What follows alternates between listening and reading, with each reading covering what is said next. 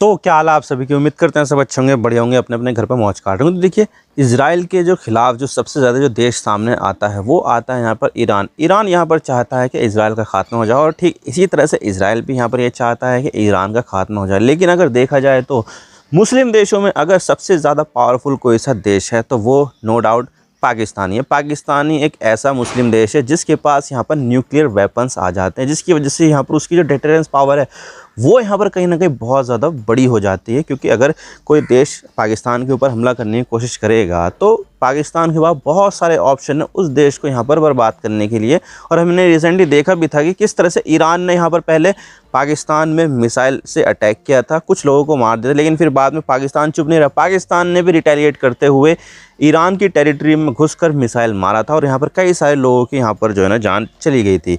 तो इस तरह से देखा जाए तो पाकिस्तान यहाँ पर मुस्लिम देशों में काफ़ी ज़्यादा पावरफुल देश है, और इसी वजह से यहाँ पर जो इजराइल है उसने आज तक भी पाकिस्तान के अगेंस्ट कुछ किया नहीं है। और उसके पीछे भी यहाँ पर अमेरिका के हाथ होने की वजह से भी इजराइल ने कुछ नहीं किया, क्योंकि पाकिस्तान के जो संबंध थे वो अमेरिका के साथ बहुत अच्छे थे। अमेरिका के कैंप में था जब वो कोल्ड वॉर शुरू हो गया था। तो यहाँ पर देखा जाए तो अगर पाकिस्तान के ऊपर इजराइल अटैक करता तो इसकी वजह से यहाँ पर जो अमेरिका का जो फ्रंट था सोवियत यूनियन के अगेंस्ट वो कहीं ना कहीं कमज़ोर होता, और इसी वजह से अमेरिका ने इजराइल को दबा के रखा था कि भाई तुम यहाँ पर कुछ मत करो। और यहाँ पर इजराइल ने कुछ नहीं किया, तो इसकी वजह से देखा जाए तो पाकिस्तान के लिए तो ये बहुत ही ज़्यादा गोल्डन अपॉर्चुनिटी थी। उसने यहाँ पर अपने लिए न्यूक्लियर वेपन्स बना लिए, और अमेरिका और इजराइल चाह कर भी कुछ नहीं कर पाए यहाँ पर। लेकिन देखा जाए तो पाकिस्तान ने आज तक भी इजराइल को कभी रिकग्नाइज़ किया ही नहीं था। उसके लिए यहाँ पर ये बात थी कि अगर जब तक फ़लस्तीन यहाँ पर एक स्वतंत्र देश नहीं बन जाता तब तक यहाँ पर हम इजराइल को एक्सेप्ट नहीं करेंगे, इजराइल को रिकग्नाइज़ नहीं करेंगे। और ये बात उसके पासपोर्ट पर भी लिखी होती है। इस पाकिस्तान के पासपोर्ट पर सीधा सीधा लिखा हुआ होता है कि ये जो पासपोर्ट है वो दुनिया के सभी देशों में मान्य है सिवाय इजराइल के। तो देखा जाए तो पाकिस्तान और इजराइल के संबंध जो है ना कभी भी ठीक नहीं हो छोड़ो कभी भी हुए ही नहीं हैं। लेकिन देखा जाए तो अब पाकिस्तान का एक डेलीगेशन, जिसमें यहाँ पर पाकिस्तान के जर्नलिस्ट, पाकिस्तान की जो आईएसआई इंटेलिजेंस एजेंसी है उसके भी कुछ नेता यहाँ पर चुपचाप से इजराइल में विज़िट किए, और यहाँ पर उन्होंने इजराइल के अधिकारियों से बातचीत की, लोगों से मिले। और ये बात खुद इजराइल के जो न्यूज़पेपर है इजराइल हायोम, उन्होंने यहाँ पर ये क्लेम की है, और ये सब चीज़ें निकल कर आई है उनकी ट्रिप होने के बाद। ताकि यहाँ पर अगर वो ट्रिप के दौरान ये सब बातें निकल कर आ जाती तो पाकिस्तान के जो लोग हैं उन्होंने यहाँ पर जो ना बहुत ज़्यादा आउटरीच करना था। तो आज इसके बारे में पूरी डिटेल के साथ बात करते क्यों यहाँ पर पाकिस्तान का जो डेलीगेशन है और उसके खुद के आईएसआई एजेंट है वो यहाँ पर इजराइल में क्या कर रहे थे, और क्या यहाँ पर जो इजराइल है वो भारत के साथ संबंध और पाकिस्तान के संबंध में जो है ना बैलेंस बनाकर चलेगा, सब बात करते हैं। लेकिन उससे पहले आप चैनल पर नए हो ना सब्सक्राइब जरूर कर देना, वीडियो को चाहे लाइक करो डिसलाइक करो, लेकिन चैनल को सब्सक्राइब जरूर कर देना। तो चलो शुरू कर दो। तो देखिए, रिसेंटली यहाँ पर 10 मेंबर्स का जो एक ग्रुप था पाकिस्तानी, वो यहाँ पर इजराइल विज़िट किया। अब देखा जाए तो पाकिस्तानी तो है लेकिन इनके पास अमेरिका के पासपोर्ट थे, तो उन्होंने यहाँ पर जो है ना अमेरिका के पासपोर्ट के ज़रिए ही इजराइल में एंट्री की थी, और इसको पूरा ऑर्गेनाइज़ कराया गया था। शराका नाम का एक संगठन है जो कई सारे देशों में काम करता है, अज़रबैजान, बहरीन, यूएई। और यहाँ पर उनका मकसद यही होता है कि भाई इनके जो संबंध है मुस्लिम देशों के संबंध वो इजराइल के साथ जो है ना अच्छे हो जाए। तो यहाँ पर लगातार विज़िट वो कराता रहता है। इससे पहले भी 2022 में विज़िट कराई थी, और अब यहाँ पर हम देख रहे हैं कि अब विज़िट कराई गई है। तो यहाँ पर पाकिस्तान का एक डेलीगेशन इस तरह से विज़िट कर गया, और पूरा जब विज़िट हो गया उसके बाद ही यहाँ पर जो है ना खबर आई। अगर यहाँ पर बीच में खबर आ जाती तो यहाँ पर उनको काफ़ी ज़्यादा बैकलैश देखना पड़ता अपने होम कंट्रीज़ में। और यहाँ पर देखा जाए तो वो जो सारी की सारी चीज़ें थी वो सब की सब यहाँ पर चुपके से हो गई, किसी को कुछ पता नहीं चला। ना ही उन्होंने कोई इंटरव्यू दिया और ना ही कोई यहाँ पर तस्वीरें खिंचवाई। जो भी तस्वीरें खिंचवाई गई है वो यहाँ पर पहले कोई सा जो विज़िट हुआ था उसकी तस्वीरें हैं, अभी कोई नई तस्वीरें आई नहीं हैं। तो इसी वजह से जो न्यूज़पेपर्स हैं वो यहाँ पर पुरानी तस्वीर को ही पब्लिश कर रहे हैं। लेकिन देखा जाए तो यहाँ पर ये जो विज़िट है ना इसके बाद यहाँ पर देखने को मिल रहा है कि पाकिस्तान के जो लोग हैं वो यहाँ पर काफ़ी ज़्यादा आउटरीच फील कर रहे हैं, लेकिन कोई इतना ज़्यादा कोई फ़र्क पड़ नहीं रहा है। और अगर यहाँ पर बात की जाए कि क्या यहाँ पर पाकिस्तान जो है वो इजराइल को रिकग्नाइज़ करेगा एज ए कंट्री, तो अभी तक तो यहाँ पर कोई ऐसा कुछ कहा नहीं है। पाकिस्तान के प्राइम मिनिस्टर ने खुद ये कहा है कोई सवाल ही पैदा नहीं होता जब तक यहाँ पर गाज़ा और फ़लस्तीन का जो मसला है वो यहाँ पर हल ना हो, तो तब तक तो हम यहाँ पर इजराइल को रिकॉग्नाइज़ नहीं करेंगे। और जो यहाँ पर ये विज़िट की गई है, अब हम इसके बारे में जाँच करेंगे कि किस तरह से यहाँ पर चीज़ें की गई थी, कैसे यहाँ पर क्यों हुआ है। वैसे कुछ होने वाला नहीं है जाँच वाँच का, क्योंकि इससे पहले भी कई बार इस तरह के जो डेलीगेशन है वो यहाँ पर इजराइल में विज़िट करके गए हैं और उनकी भी कोई ख़ास जाँच हुई भी नहीं है। तो देखा जाए तो ये चीज़ जो है ना वो पाकिस्तान बिल्कुल मैनेज कर लेगा और फिर बाद में कुछ समय बाद इसको पाकिस्तान भूल जाएगा और कुछ होने वाला नहीं है। लेकिन यहाँ पर इस बात से ये पता चलता है कि पाकिस्तान और इजराइल के बीच में बैकग्राउंड में कुछ ना कुछ खिचड़ी तो यहाँ पर पकती रहती ही है। अब देखिए यहाँ पर मसला सारा ये आ जाता है कि इस पूरे डेलीगेशन में पाकिस्तान की तरफ से आईएसआई के एजेंट भी शामिल थे और ये चीज़ यहाँ पर इंडिया के लिए सही नहीं है, क्योंकि देखा जाए तो पाकिस्तान के अगर आईएसआई के जो संबंध है वो इजराइल की मोसाद के साथ अच्छे हो जाते हैं, तो इसकी वजह से यहाँ पर ये हो सकता है कि जो मोसाद है वो इंटेलिजेंस शेयरिंग जो है ना वो पाकिस्तान के साथ कर सकती है। और यहाँ पर ये चीज़ इंडिया के लिए सही नहीं हुई, क्योंकि अगर यहाँ पर पाकिस्तान को अगर मोसाद की तरफ से कुछ इंटेलिजेंस मिलती है तो ये इंडिया के लिए सही नहीं होगी, क्योंकि इससे जो है ना इंडिया की जो सुरक्षा है वो कहीं ना कहीं कुछ ना कुछ कॉम्प्रोमाइज़ हो जाएगी इजराइल की तरफ से। अब देखिए यहाँ पर इजराइल जो है वो यहाँ पर ये चाहता है कि मुस्लिम देशों के साथ जो उसके संबंध है वो यहाँ पर स्थापित हो जाए और नए नए जो मुस्लिम देश है वो यहाँ पर उसको रिकग्नाइज़ करे। जैसे कि अभी 2020 में अब्राहम अकॉर्ड हुआ था जिसमें 4 मुस्लिम देशों ने इजराइल को मान्यता दी थी। यूएई ने दी थी, बहरीन ने दी थी, सूडान ने दी थी और मोरक्को ने दी थी। और इसकी वजह से यहाँ पर इजराइल बहुत ज़्यादा खुश हो गया था। अच्छा, बहुत बढ़िया, अच्छा, इससे जो है ना हमारे जो दुश्मन थे वो यहाँ पर कम हो गए, क्योंकि अब यहाँ पर जो 4 देश थे वो यहाँ पर पहले दुश्मन की कैटेगरी में थे, अब यहाँ पर वो उनके पार्टनर्स की कैटेगरी में आ गए। तो इससे यहाँ पर इजराइल जो है ना काफ़ी खुश हुआ कि चलो कुछ तो यहाँ पर दुश्मनों की संख्या कम हुई। लेकिन यहाँ पर जो सबसे ज़्यादा जो पावरफुल मुस्लिम देश हैं वो है यहाँ पर पाकिस्तान। तो इजराइल यहाँ पर ये चाहता है कि अगर यहाँ पर पाकिस्तान जो है वो भी अगर इजराइल को रिकग्नाइज़ कर दे तो उसके लिए तो यहाँ पर ये बहुत ही अच्छा होगा, क्योंकि उसका जो सबसे पावरफुल दुश्मन है वो अगर यहाँ पर दुश्मन से बदलकर दोस्त में बन जाए तो उसके लिए तो यहाँ पर ख़तरा कम हो जाएगा ना।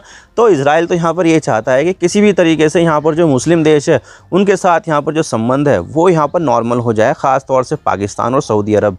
तो इसकी वजह से यहाँ पर वो चाहता है कि जल्दी से, अरे क्या बात है भाई, अच्छा तुम पासपोर्ट पर इजराइल में एंट्री नहीं देते हो ना, तो कोई दिक्कत नहीं है, हम तुमसे पासपोर्ट लेंगे भी नहीं, हम तो तुम्हें वीज़ा भी नहीं इशू करेंगे, तुम आ जाओ, हम इस टाइम कुछ नहीं करेंगे, तुम देखो चले जाओ। और यही यहाँ पर जो ना इस डेलीगेशन के साथ हुआ। अमेरिकन पासपोर्ट था इनके पास, लेकिन उनको जो वीज़ा दी गई, कुछ भी दिया गया, वो इजराइल का दिया ही नहीं गया। बिना स्टैम्प लगाए उनको जो है ना एंट्री आने दी और यहाँ पर उनको पार्लियामेंट में ले गए, अल-अक्सा मॉस्क में ले गए, जगह जगह पर ले गए और दिखाया कि देखो ये है, और हॉस्टेजेस को किस तरह से लिखा है, देखो ये है, किस तरह से हमारे साथ ज़्यादती हुई थी 7 अक्टूबर को। तो ये सब चीज़ें दिखाई गई थी। लेकिन यहाँ पर जो ना सिर्फ यही एक एंगल नहीं है, बल्कि यहाँ पर एक दूसरी डिप्लोमेसी चल रही है, और वो है यहाँ पर ईरान को लेकर यहाँ पर बहुत तगड़ी वाली डिप्लोमेसी चल रही है, जिसमें यहाँ पर इजराइल और अमेरिका के लिए पाकिस्तान एक खास देश होने वाला है। अब देखिए ईरान का जो एंगल आ जाता है वो इसलिए आ जाता है क्योंकि ईरान अब परमाणु बम बनाने के बहुत ज़्यादा करीब आ गया है। इससे पहले कभी भी वो इतना करीब नहीं था, और अब तो यहाँ पर ये भी बात होती है कि अगर ईरान चाहे और फैसला ले ले कि मुझे परमाणु बम बनाना है, तो वो यहाँ पर 10-15 दिन में आसानी के साथ यहाँ पर 2-3 परमाणु बम बना सकता है। उसके पास यहाँ पर इतना फिसाइल मटेरियल्स आ चुका है, और वो जो है ना मतलब क्या करता है कि प्योरिटी होती है 90% की, कि एक परमाणु बम को बनाने के लिए यूरेनियम की जो प्योरिटी है वो 90% तो होनी ही चाहिए, लेकिन उसने यहाँ पर बना रखा है 60% तक। तो 60% तक यूरेनियम यहाँ पर जो है ना मतलब कि प्योरिटी ला रहा है, और 60% से 90% तक जाने में यहाँ पर कोई ज़्यादा टाइम लगता नहीं है। लेकिन यहाँ पर 0% से 60% जाने में टाइम लगता है। तो उसने अपना जो एफर्ट लगा रखा है वो 0% से 60% तक लेके जाने में लगा रखा है प्योरिटी को। और जब यहाँ पर अगर वो फैसला ले लेगा कि अब हमें यहाँ पर परमाणु बम बनाना है, तो 60 से लेकर 90% जाने में ज़्यादा टाइम नहीं लगेगा, और वो जब चाहे तब यहाँ पर परमाणु बम बना सकता है। और इसी वजह से यहाँ पर इजराइल और अमेरिका की फटती है। अब देखिए यहाँ पर अमेरिका और इजराइल यहाँ पर ईरान के इतने सारे जो है ना नुकसान करते रहते हैं, वो इसी वजह से करते रहते हैं कि ईरान के पास अभी परमाणु बम नहीं है। उसकी जो एयरफोर्स है वो यहाँ पर बिल्कुल ही ख़त्म सी है, और यहाँ पर वो सिर्फ़ और सिर्फ अपनी मिसाइल्स और ड्रोन के ज़रिए यहाँ पर अपना जो बचाव है वो करता रहता है, और अपना जो अटैक है वो करता रहता है। जबकि यहाँ पर अमेरिका के पास फाइटर जेट एक से एक बढ़कर बॉम्बर है, एक से एक बढ़कर टैंक है, एक से एक बढ़कर मिसाइल है, एक से एक बढ़कर, और यही चीज़ें यहाँ पर इजराइल के पास भी है। तो यहाँ पर इजराइल और अमेरिका को अपर एज मिल जाता है, जिसकी वजह से यहाँ पर वो ईरान को नुकसान पहुँचाते रहते ही है। लेकिन अगर यहाँ पर ईरान ने परमाणु बम बना लिया, और ये चीज़ यहाँ पर इजराइल और अमेरिका दोनों को रोक के रखेगी ईरान के खिलाफ एक्शन लेने से, क्योंकि यहाँ पर उनको भी डर होगा कि अगर हमने यहाँ पर ईरान के खिलाफ कुछ ना कुछ एक्शन ले लिया और ईरान के पास यहाँ पर परमाणु बम है, तो उससे कहीं ना कहीं यहाँ पर हमारे जो मिलिट्री इंटरेस्ट है उसको यहाँ पर जो है ना काफ़ी ज़्यादा चोट पहुँचेगी, और यहाँ पर ईरान ने अगर ये इस्तेमाल कर लिया तो बहुत ज़्यादा तबाही आ जाएगी। तो यहाँ पर जो है ना परमाणु बम ईरान को फ्यूचर अटैक से बचाने के लिए एक डेटरेंस का काम करेंगे कि भाई दूसरा देश अगर अटैक करेगा उसको 2 बार सोचना पड़ेगा, 100 बार सोचना पड़ेगा कि हम यहाँ पर जो अटैक करेंगे ईरान के ऊपर, उसके बदले में ईरान हमारे ऊपर न्यूक्लियर मिसाइल ना मार दे।